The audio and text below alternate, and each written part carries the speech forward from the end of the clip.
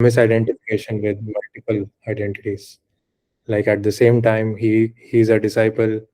At the same time, he's the son, and basically same time, like he is the grandfather of grandsons who are standing in the opposite to his side. So because of this identification with multiple identities, he was facing uh, conflicts. Like he was seeing external conflicts, and that external conflict was just a representation of the internal conflicts which he had in his heart.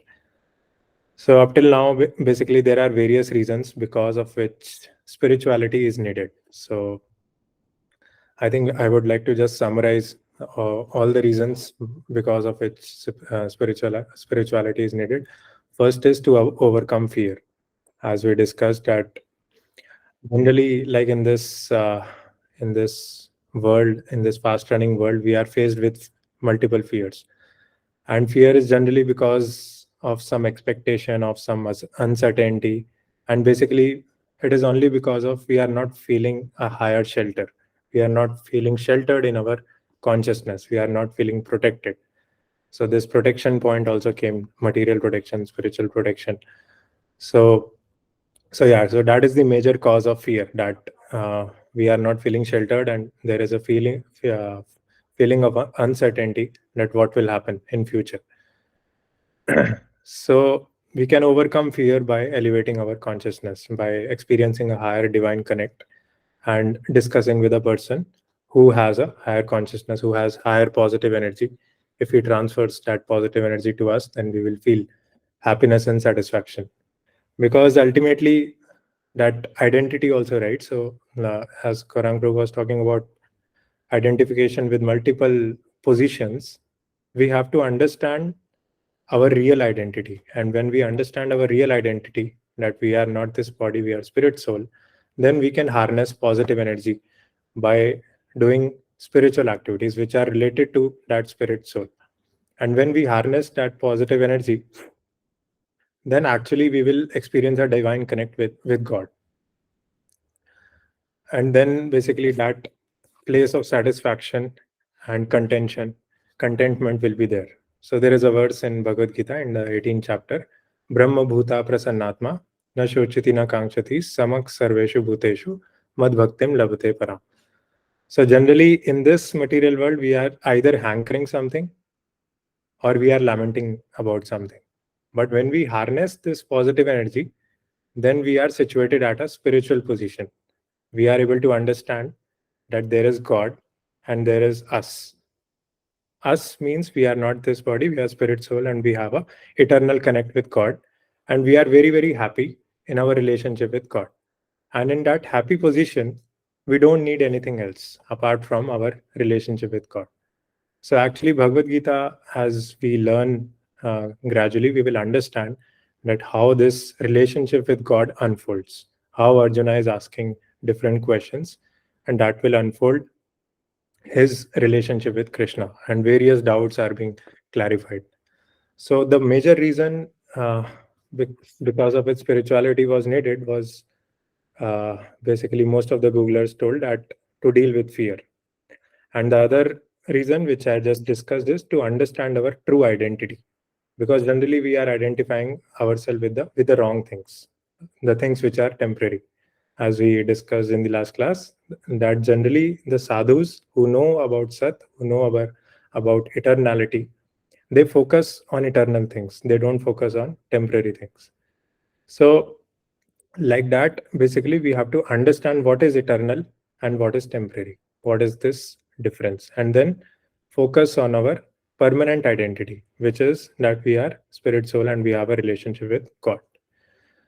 And then basically dealing with changes. So generally, like when a change happens, either a change in our influence, in our working role, or a change in our family situation, or a change in our job situation, when a change happens, then there is a fear, then there is some anxiety, because we are attached to that particular situation, to the happiness which is being brought by that situation.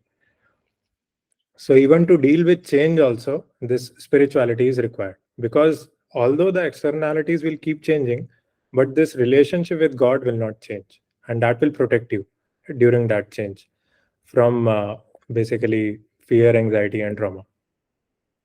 So this is the third thing, that to deal with changes, spirituality is required. And the fourth thing is to understand the reality as is by experiencing our divine connect. So this is indirectly related to understanding our real identity. And when we basically to understand the reality as is means that seeing everybody also as a soul, and then basically understand God, and there are multiple energies under which those souls are operating. So by seeing a particular person's actions and thoughts, feelings, and emotions, we can understand that what is his relationship with God. So like that, basically, we are trying to see everybody as a spirit soul, and this creation being governed by the energies of God. So that is something closer to what is reality as is. And I think we will cover this in introduction lectures also. If you would have subscribed to my channel, I have uploaded a video on Bhagavad Gita introduction. So I would encourage all of you to go through that. And in that, basically, it covers about importance of godly consciousness. And then apart from this material realm, there is a spiritual realm also. So there are multiple energies of God. There is internal energy, external energy, marginal energy. So all that stuff is there, but that I will not go deeper into that. But that is about how we can understand the reality as is, and then experience our divine connect with God in that reality. So that is the fourth reason because of which spirituality is needed. And then the fifth reason, which is most important, is to understand uh, what is right, what is wrong. Because generally, like, there is a lot of chaos these days in society over small things also, like caste system and basically the position of women. So all that stuff, basically, we have to understand by understanding our scriptures according to the time, place, and circumstance in which we are. So when we understand what is right, what is wrong, then we can live a righteous life. We can live a stress-free life. As in, basically, in the session which Amoglila Prabhu did, somebody asked that how to work, and how to work without attachment. Like, we have to achieve also something, and then we are told that we should not be attached to the fruit also. We should not be attached to the result. So then Prabhu told that basically that is the key. So if you can perform your work for God, and you understand three things, that whatever results will come from work, that will also be given to God. The energy to perform work, that will also be given by God, and the work itself also is given by God. So this is a karma free life, stress free life. And uh, basically, that is the advantage of following dharma, like understanding what is right, what is wrong, by studying scriptures and by associating with devotees, and then following that righteous path. And then basically your relationship with God will become more and more awakened, more and more clear, more and more clarity you will get in your consciousness. So these were the five reasons because of which we have to practice spirituality. So there is a need of practicing spirituality in this age. And then now I will come to the part that why, like, what does practicing spirituality mean? Like, what should be our attitude towards this activity? So, as I discussed, as I mentioned in the last session also, that one should be eager. Basically, questions are welcome always, and like, questions are all auspicious. The one who asks questions, the one who answers, and the one who hears the answers, all three gets benefits, pious benefits. So I would encourage all of you to pause me anytime to raise your hands and ask questions if you have any at any time, and feel free to interrupt me. So this is one category, that we should be eager to know. We should be eager to understand our original position, our real identity. So that is Athato Brahma Jigyasa. So Athato Brahma Jigyasa means we have this desire to understand that what is Brahman and what is our true position. Yeah, Tushar, tell me. You want to ask question? Yeah. Yeah. I have this question actually about dharma. So I would like you to explain a bit, if you can just explain a bit more about dharma, because for me what I believe it, religion is one way of ensuring that dharma is retained. So that's what I have been believing for so a while. And dharma does not necessarily mean that you follow something in at a particular point of time just because it's your religion. You should continue it because with time everything changes, and there is like adaptation to new set of rules and this thing. So I used to believe that dharma is basically a set of rules to be followed to ensure that environment, nature, and everything is maintained as it is. We take it forward and go along with it. If you can just enlighten a bit. Yeah. Thanks for that question. And I think answer to this question will unravel slowly when we read Bhagavad Gita and when we understand what exactly Bhagavad Gita wants to say. So in introduction, I would like to answer it very shortly. So in introduction, if you read Bhagavad Gita, so I would suggest all of you to buy this A.C. Bhaktivedanta Swami Prabhupada's Bhagavad Gita as it is and start reading it, because I think we have already have two, three sessions which have already been done, and it will be nice if you can get some groundwork by reading at least the preface and the introduction. So in introduction, our founder Acharya writes that dharma of sugar is to be sweet. So you can't take sweetness away from sugar. Whatever is the situation, the sugar will remain sweet. The salt will remain salty. Similarly, our position is to serve. Either we serve our family members, or we serve our manager, or we serve God. So that is our dharma, actual dharma. What nobody can take from us, the propensity to serve. So I quoted this line, Jivere Swarupe Krishnere Nityadas. So we are Jivas, spirit soul, and our position is to serve Krishna, serve God. So that is basically the dharma in very narrow sense in a single line. And then when we study Bhagavad Gita, it will unfold more and more that how you execute your life according to religious principles. So there are four legs of religion, which is austerity, uh, mercy, cleanliness, and truthfulness. So I think I can prepare one maybe deck for next time where we can discuss more about dharma. So there are these four yugas: Satyuga, Treta Yuga, Dwapar Yuga, and Kali Yuga. And like after these four yugas, the basically the entire creation is destroyed, and then again the four yugas restart again. So at the start of the Satyuga, all the four legs of religion are intact: austerity, mercy, cleanliness, and truthfulness. And at the end of Satyuga, basically the austerity principle falls. And at the end of Treta Yuga, the mercy principle falls. And at the end of Dwapar Yuga, when basically Mahabharata happens, then the cleanliness principle falls. Even the relationships are not clean. And in Kali Yuga, only basically truthfulness is tottering along. So dharma is actually characterized by a bull, a religion bull. And this bull is tottering over a single leg in this age, in this Kali Yuga. And when the Kali Yuga is finished, even this truthfulness will be gone. So it will be necessary to reinstate the cosmic manifestation. So just like change of seasons, that after autumn season there is winter, and after winter season there is spring season, and after spring season there is summer season. So basically, as soon as summer season ends, the leaves of the trees are replenished. So just like that, this whenever so religion is the only cause because of which this manifestation is in place, and as soon as it is totally vanquished, religion is totally vanquished, then basically it will be there will be a need to reinstate the world. And yes, as you are saying that generally. So God comes to to uh, to reinstate religion. Yada yada hi dharmasya glanirbhavati bharata abhyutanama dharmasya tadatmanam sirjameham.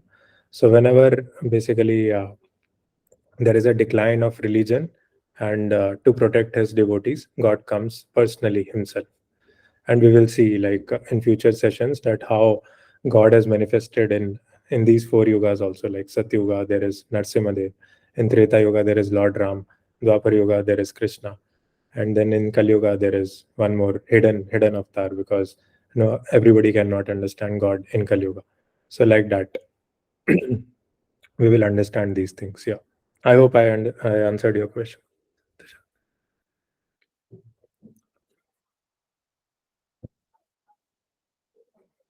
Yes, yes, yes.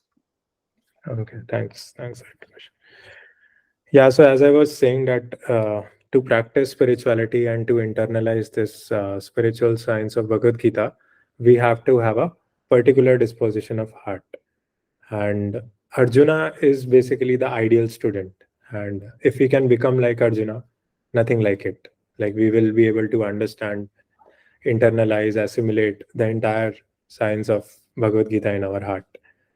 And you can read stories about Arjuna. There are like so many things basically with his stories with Dronacharya, Pandavas, everything. So he was very receptive, and he was very humble, and he had a lot of respect for his teachers, Dronacharya, Bhishma Dev. So yeah, so more like this Bhagavad Gita knowledge has to be taken in a humble spirit, like not with a challenging spirit. Inquisitiveness should be there, but a broad-mindedness and um a perspective of accepting things, an attitude of understanding things and receiving things from a higher source, that should be there, and then you will be able to understand this. Yeah, so this was about the disposition of heart. Yeah, so now we can like start our discussion on Bhagavad Gita. Yeah, so last time we discussed about that initially, like setting the scene, how uh, the war was evident because of the conflict which was going on between Kauravas and Pandavas. And Krishna went to uh, Duryodhan and asked just for 5 villages, but Duryodhana did not want it to give, because he knew that Pandavas are very brave and Krishna is by their side, so they will occupy everything. So now on the battlefield, basically Sanjay and Dhritarashtra are sitting, and Dhritarashtra is actually blind materially, and he, because of his attachments to Kauravas, and he wanted Kauravas to rule. That was the major reason that this battle is taking place. And we see that Dhritarashtra is asking Sanjaya that what happened on the battlefield.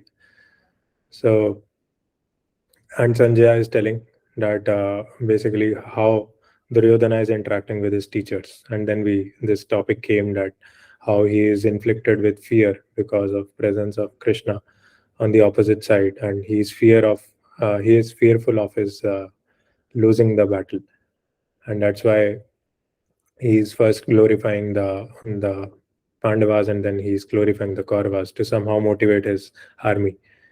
And like this was diplomatic, and to encourage, and seeing the depressing situation of Duryodhana, Bhishma Dev blew the conch shell, and to just to motivate. And following Bhishma Dev, all the other warriors also on both the sides blew the conch shell. And here we saw that basically so this is a proper protocol which is being followed in order to start the battle. So it's not like a war between cats and dogs and anything is being done. So proper blowing of conch shell is happening. And in the evening, basically, the war is called off. Like war happens only in the day hours, 8 hours. Similar to how we go to Google and work for 8 hours, they go to battlefield for 8 hours and fight. And in the evening, they can have a chit chat also with the opposite parties, so that is not a problem. So that is the Vedic culture they are following. And we also discussed that the sound vibration of the conch shell, it had like a variegated effect on the hearts of the Kauravas and hearts of the Pandavas. So Kauravas heart was shattered, and heart of Pandavas was basically very, very motivated and full of spiritual energy and confidence. And there were multiple reasons because of which this happened. One is because of the auspiciousness of the place, Kurukshetra, Dharmakshetra, Kurukshetra. So Kurukshetra was a holy place, and it, like, Dhritarashtra knew that it will have a positive effect on the uh, basically on the consequence in terms of winning the battle by Pandavas, because they were devotees. So that is one factor, that Kurukshetra, the battle was being fought on the land of Kurukshetra, and Krishna was by their side. Second factor is Krishna was the charioteer of Arjuna, so Krishna's intelligence was with Pandavas. So that is there. So because of all these reasons and like the sound vibration of the conch shells, that the Kauravas were feeling demotivated and shattered, and Pandavas were feeling very, very confident and encouraged. And after this basically blowing of conch shells, now the official battle will start, and Arjuna will ask Krishna, because Krishna is the charioteer of Arjuna. So Arjuna will ask Krishna to take the charioteer in between the armies. So let's start with that. So any questions till now? Otherwise, I will first. Rajat, I have another question. This is like a question with regards to the present session, and also something that has been going on in my mind for a while, related to Bhagavad Gita. But I also see like some real-time examples. So, like as we see Gandhari and this the king of Kauravas, Dhritarashtra.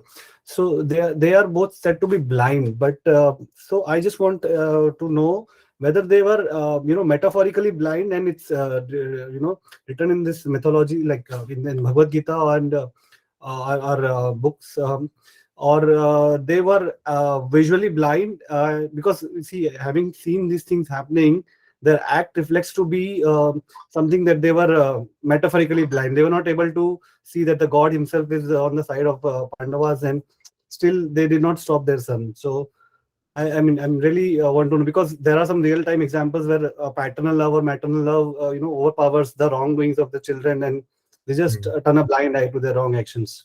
So on that note, I have this question. Yeah, thanks, Tushar. I think this is also a great question.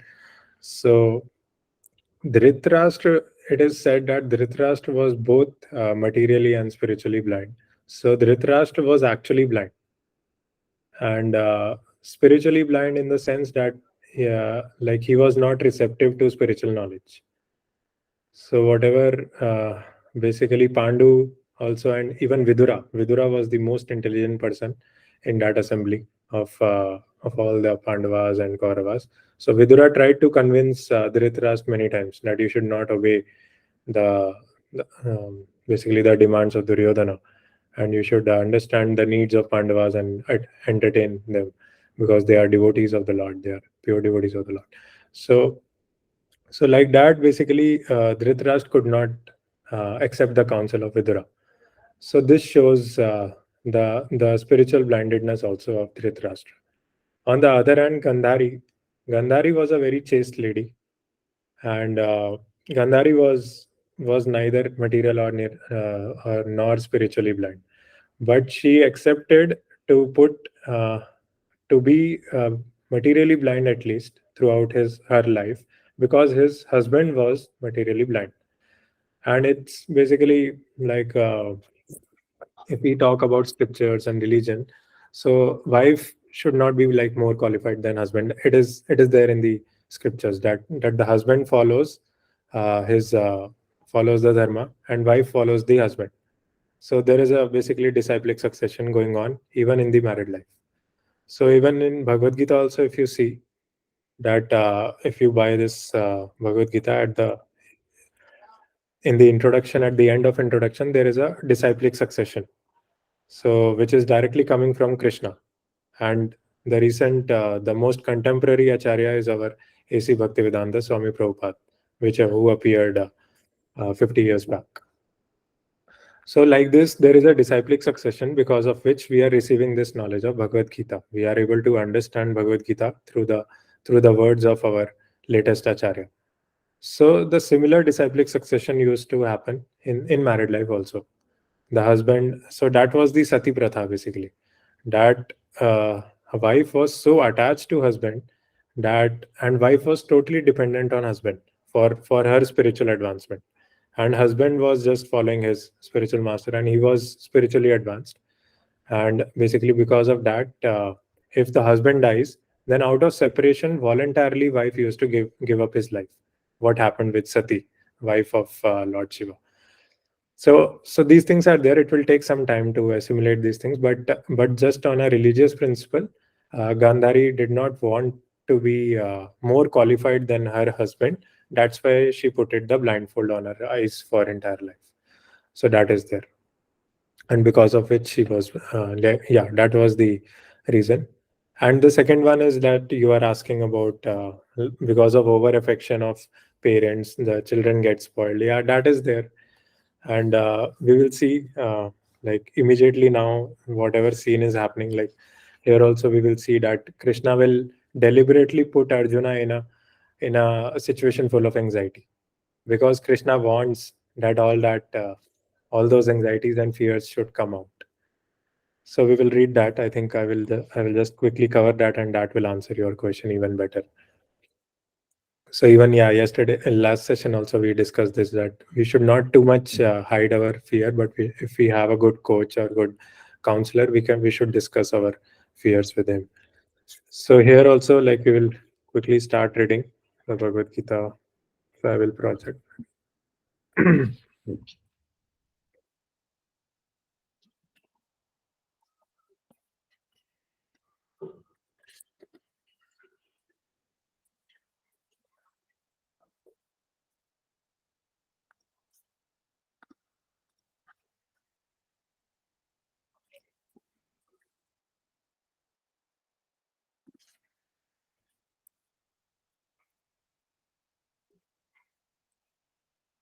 Yeah, so just after the blowing of the conch shell, this is the state. That at that time Arjuna, the son of Pandu, seated in the chariot bearing the flag marked with Hanuman, took up his bow and prepared to shoot his arrows. O king, after looking at the sons of Dhritarashtra drawn in military army, Arjuna then spoke to Lord Krishna these words. So this is what Sanjay is speaking to Dhritarashtra. And in the next words, we'll see that Arjuna says that, O infallible one, please draw my chariot between the two armies, so that I may see those present here who desire to fight and with whom I must contend in this great trial of arms. So Arjuna just wanted to see all the warriors with whom he will be fighting.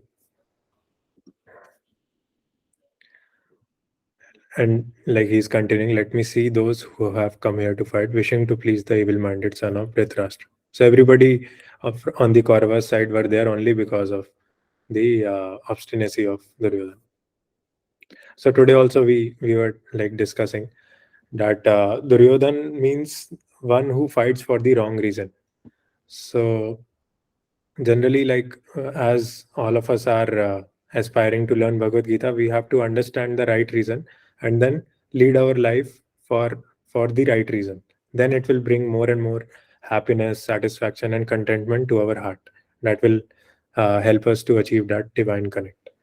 So here we will see that Arjuna is trying whatever questions Arjuna is asking, that is actually for the right reason, and he wants to get clarity that what is the right thing to do here, because Arjuna is totally confused. It is he is full of negative emotions, depression, because of seeing his relatives on the opposite side and he will have to kill them.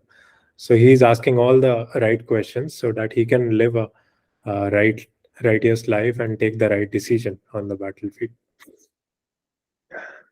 Yeah, so on the demand of Arjuna, uh, Sanjay is saying that, O descendant of Bharata, having thus been addressed by Arjuna, Lord Krishna drove the fine chariot in the midst of the armies of both parties. Yeah, so Krishna took the chariot between. So now this verse is important. Bhishma Drona Pramukta Sarvesham cha Mahikshitam Uvacha Partha Pashyetan Samavetan Kuruniti. In the presence of Bhishma, Drona, and all other chieftains of the world, the Lord said, "Just behold, Partha, all the Kurus assembled here." So purport goes like this. As the super soul of all living entities, Lord Krishna could understand what was going on in the mind of Arjuna. The use of the word Rishikesh in this connection indicates that he knew everything, and the word Parth means the son of Pritha or Kunti is also similarly significant in reference to Arjuna. As a friend, he wanted to inform Arjuna that because Arjuna was the son of Pritha, the sister of his own father Vasudev, he had agreed to be the charioteer of Arjuna. Now, what did Krishna mean when he told Arjuna to behold the Kurus? Did Arjuna want to stop there and not fight? Krishna never expected such things from the son of his aunt Pritha. The mind of Arjuna was thus predicted by the Lord in friendly joking. So, as God is there, like in all of our hearts, God knows our condition, what we are feeling, what we are thinking. So, similarly, Lord could understand what was going on in the heart of Arjuna on the battlefield. And that's why Krishna deliberately put the chariot in front of Bhishma and Drona, because he knew that there was attachment in the heart of Arjuna for Bhishma and Drona. So, this he did deliberately. So, let's read the next words also. There, Arjuna could see within the midst of the armies of both parties his fathers, grandfathers, teachers, maternal uncles, brothers, sons, grandsons, friends, and also his fathers in law and well wishers. On the battlefield, Arjuna could see all kinds of relatives. He could see persons like Bhurishrava, who were his father's contemporaries, grandfathers Bhishma and Somadatta, teachers like Dronacharya and Kripacharya, maternal uncles like Salya and Shakuni, brothers like Duryodhana, sons like Lakshman, friends like Ashwathama, well-wishers like Kritavarma, etc. He could see also the armies which contained many of his friends. So you can see that so many people, so many warriors who are his own kith and kin, Arjuna's own kith and kin, he is saying, his grandsons, his teachers, his relatives. So basically, now we will see that how Arjuna reacts. And Krishna deliberately brought in this situation. He deliberately brought in the chariot in front of Bhishma and Drona. And generally, Supreme Lord does like this for us. Basically, he puts us in those situations where we can get rid of our material attachments and then go forward in our spiritual life. So similarly, parents are also gateways of God only. Actually, parents should facilitate spiritual life for children, and they should not spoil basically. So there is a lot of training involved, and it is said that first 5 years we should give a lot of love. Whatever they want to do, we should do. They should do, and then from 5 to 10 years we can train. We can some things we can basically tell them not to do, and once they enter teenage, then we can just be like a friend.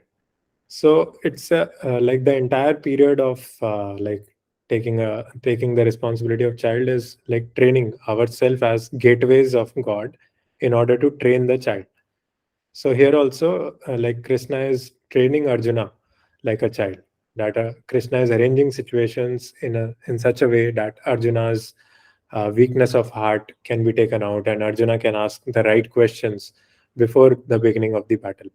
So similarly, like parents also, they should not basically over care or over love, but they should understand the psychophysical nature of the children, and they should fulfill all their material and spiritual needs. But there should be some amount of training or some amount of creativity. Some service should be given to children so that they are happy with that service. And it should not only be about sense gratification. As we proceed in Bhagavad Gita, we will see that Bhagavad Gita more emphasizes on satisfaction of God's senses rather than our senses. So, like obviously, like satisfaction of our senses is required, but up till a certain extent only.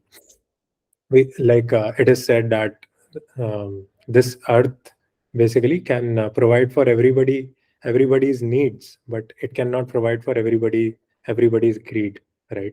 We will need 2 to 3 earths to satisfy for everybody's greed.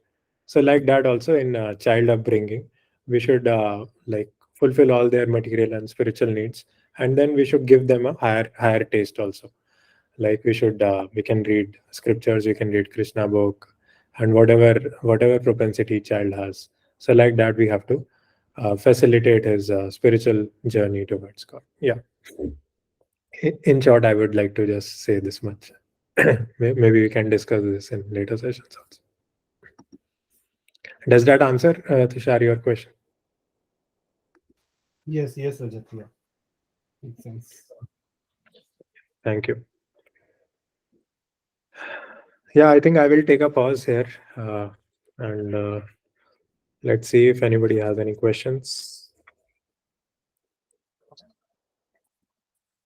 Whatever we have discussed till now.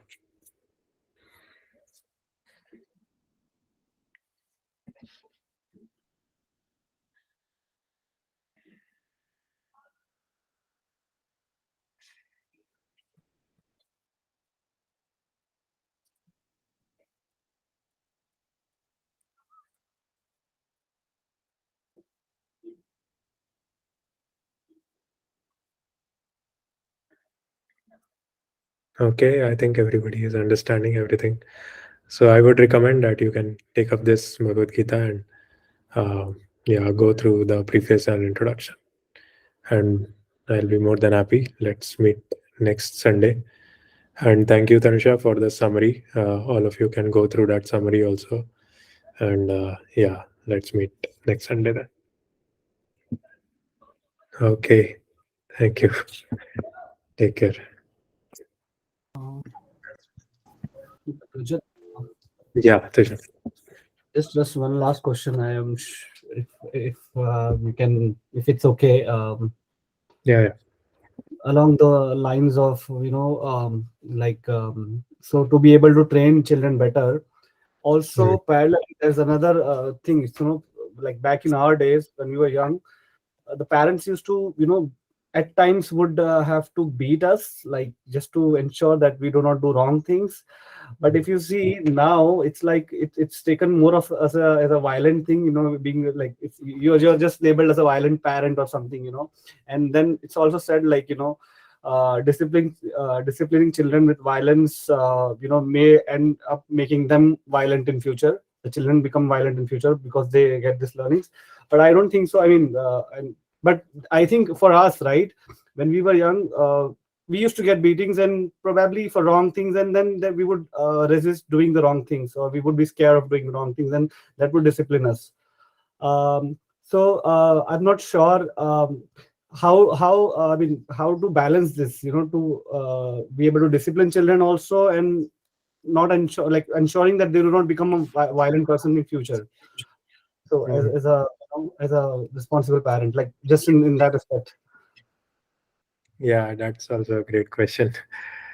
Yeah, so basically, as all of us knows that in US, if you beat any person, that then he can immediately call police and police will take you away. So of course, beating is not like it is. It you can consider that as one of the alternatives, but it is not preferred. Like so, it is said ना कि जब तक basically अगर सीधी उंगली से घी नहीं निकल रहा है तो उंगली हम टेढ़ी करेंगे और उंगली टेढ़ी करना का मतलब ये भी नहीं कि मारना जरूरी है basically and ultimately yeah so so what matters is the consciousness behind that action, right?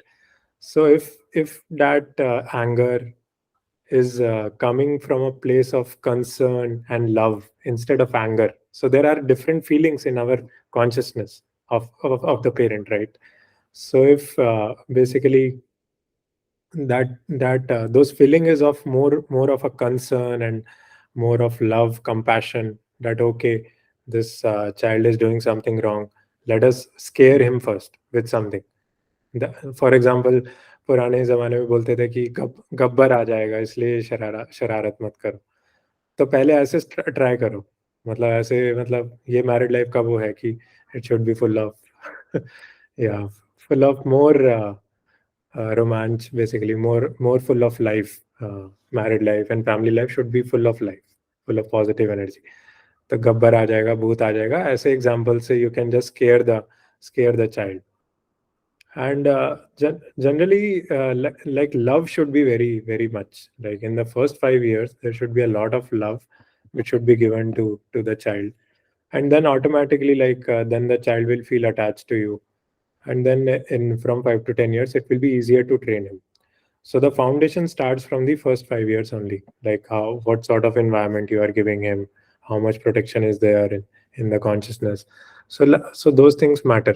Like that physical violence is the last option. And yes, that is true. That if you beat them with anger and all, they will also do the same thing with their children. So this is called the cycle of karma, basically, intergenerational traumas. So like So this. like Tushar, what are you planning to do in future with your kids? Are you gonna beat them or not? So that is, yeah, That is mentor just is needed. Yeah, mentor is needed. If we are undergoing those feelings, then we should have a coach and mentor who can train us in our married life. Yeah. Yes. Yeah. I think that is very convincing answer, Rajat. I think that is also from me. Yeah. Yeah. Thanks for the answer. Yeah, it's all about the foundation. Basically, we will learn that if our spiritual core is strong,